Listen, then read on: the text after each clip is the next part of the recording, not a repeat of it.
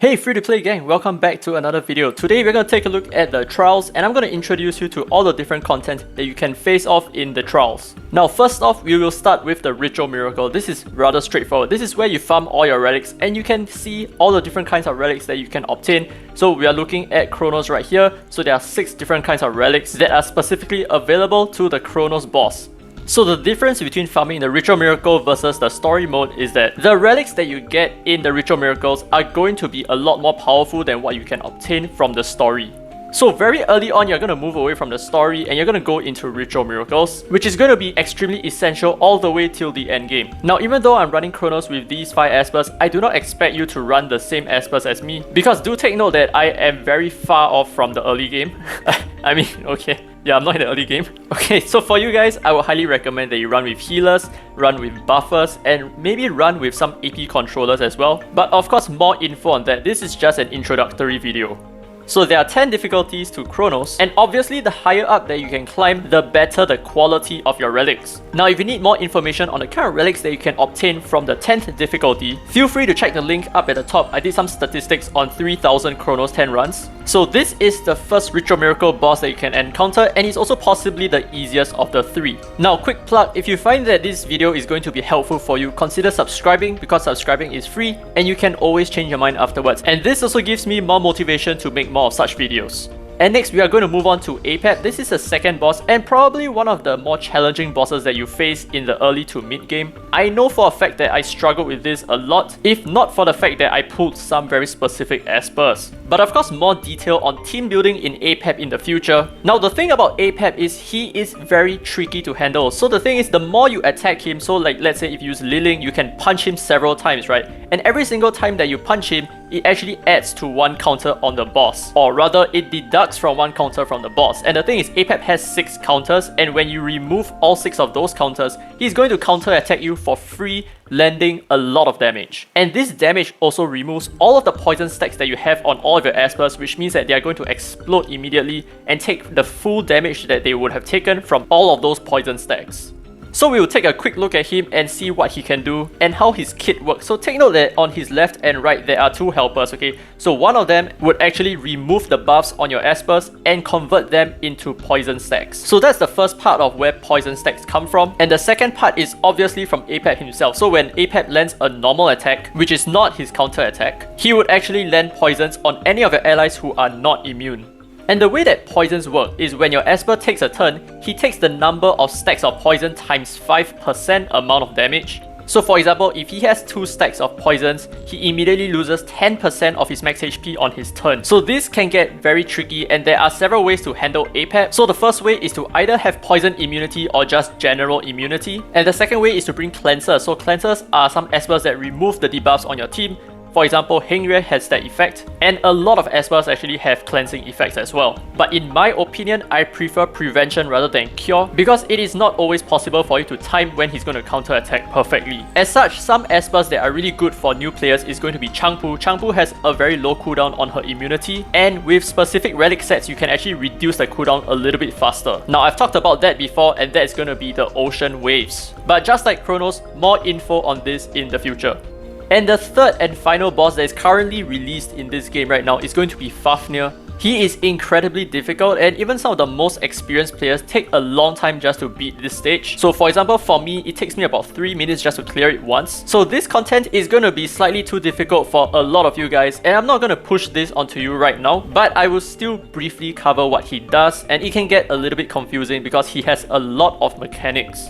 So I think I will do a proper video covering Fafnir in the future, but as for now, let's briefly look at what he does. So as you can see, he has 5 stacks of HP on the top right hand corner of the screen, and simply put, every time you clear one of those stacks, he will instantly dispel all the buffs on the esper that hit him last and freeze him permanently, and reduces the esper's speed to near 0. And here's the tricky part, because now he gains a shield that is impenetrable, and you can only break it down by using consistent attacks. However, if you fail to break the shield on time, Fafnir will then land a very strong attack that is almost always an insta-kill on the frozen esper. Now moving on from the Ritual Miracle, we now have the Sonic Miracle. So like I talked about this before, this is going to be where you farm essential materials, and every single day there will be 2 different bosses for you to tackle corresponding to 2 different elements. However, on a Sunday you would be able to partake in all 4 different bosses, and if you get 100% extra essential material weekend events, that's where most of the grinding happens. So each of these 4 bosses have very different skill sets, and they all have different individual approaches to handling the boss. But for this video, we are just going to focus more on the Flow Runner, who specializes more in self-healing. And I'm not talking about meditation and Zen. This boss can really heal a whole chunk of his HP. So let's take a look at the fight over here. What you will notice is that the boss is standing alone. He doesn't actually have helpers, unlike in the Ritual Miracles. So of course the tactics here are going to be a little bit different. Some of the espers that are great here are both Chloe and Louis, and these are the 2 espers that I'm running with, because these 2 espers deal random damage all around the screen, hitting random targets. However, if there is only one target, then there is no randomness in this, so Chloe and Louis are great options for dealing with the Sonic Miracle. However, do take note that elemental disadvantages still occur here. So my Sander and Chloe are actually going to perform a little bit poorer against him. However, do take note that sometimes it may still be a good idea to bring an element that is disadvantageous, so long as you can benefit a lot from it. So like for example, in the previous Fafnir boss fight, I also brought Sander, and Sander is weak to flow types. However, he has a lot of value in his kit, which makes him very valuable even in Fafnir, and definitely in Flow Runner. And next up, we are going to take a look at a Cube Miracle. This is going to be very fast, because I've actually discussed the whole thing in a previous video, and if you want to take a look at it, you can refer to the link at the top. And that should be enough for you to work with while you are climbing the Cube Miracle from Tier 1, Tier 2, Tier 3, all the way to Tier 8. And of course, as you can see over here, the rewards do increase the higher up you go. So it is always a good idea for you to partake in something that is as hard as you can achieve, because then the rewards are going to be a lot greater. And with some of the materials that you get from the Cube Miracle, you can use it as currency to purchase stuff in the Cube Miracle shop. So this resets every 2 weeks and is really well worth your time. So do not forget to access the Cube shop to purchase your gold records. And very briefly, this is what a Cube Miracle looks like. There are many tiles and 3 different floors. And on each step, you either have enemy fights, you either have runes, or some other tiles with specific special effects, like reviving your espers or leveling up your runes. And do take note that runes are not relics, these are 2 separate things. But for more information, please refer to the video that I linked before.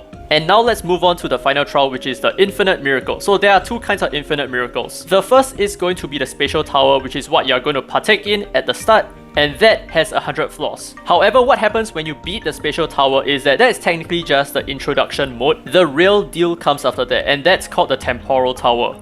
So you might have heard me say this name a lot, Temporal Tower. This is basically the endgame PvE content, and it drops a ton of rewards as well. However, the difference between the Temporal Tower and the Spatial Tower is that the Temporal Tower resets every single month, and every month the tower changes a lot and you will face a different set of espers. So sometimes the tower becomes easier, sometimes the tower becomes much harder. It all boils down to your luck, but it is going to be the same for every other player in the game. So the tower resets on the first day of each month, and it ends on the last day of each month, and it will be a long while before you can clear it the first time. So that will be it for this video, guys. Hopefully you guys learned a thing or 2 about the trials, and now you know what to expect in each of these different trials. So we have talked about the Ritual Miracles, we have talked about the Sonic Miracles, we have talked about the Cube Miracles, and finally the Infinite Miracles, but we have not actually discussed the Ripple Dimensions. Now the reason why I left that out is because it's technically not part of the trials, it is on its own, and I will leave that for another video. So all the best in your grind. This is going to be much of the PvE content in this game, at least for the time being, until they decide to release more content for us. So there are a lot of pending content that is actually not released, and you can verify these through each of the TV screens that you can see on the homepage. So there is this over here, drop the beat over there, and there is another drop the beat over there. These signify that there are content that is actually not released yet. And there's gonna be a lot more of other stuff as well, like Club PvP. So with that said, I hope you guys enjoyed the video. If you did, don't forget to leave a thumbs up, it really helps the channel. Subscribe for more Dislyte content, and this has been free to play by the way, and as always, I will see you in the next video.